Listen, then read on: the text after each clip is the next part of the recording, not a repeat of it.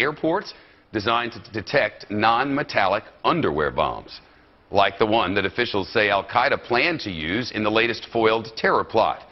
This is out of a new congressional report. Today, a joint House committee grilled officials from the TSA and the Department of Homeland Security about the security scanners in many of our nation's airports. Lawmakers also blasted the TSA for wasting hundreds of millions of taxpayer dollars. In fact, we're told more than $180 million worth of screening equipment is sitting unused at some warehouse in Texas. Doug McKelway with the details. He's live in Washington tonight. Hello, Doug. Evening, Shep. Congressional investigators learned of this waste of taxpayer money, 5,700 pieces of security equipment sitting idle in that Texas warehouse, through a whistleblower. And when congressional investigators went to the warehouse to take inventory of it, they saw workers moving the equipment out a back door.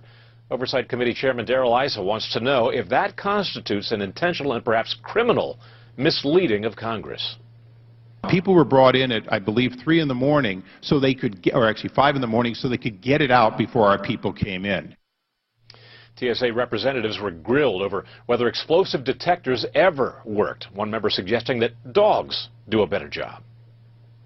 It's what the Israelis do. It's what the Pentagon does. It's what the White House does. It's what we do in the United States Congress. And yet only the TSA decides that whole-body imaging machines are better, and then we stick hundreds of millions of dollars of them in the warehouse.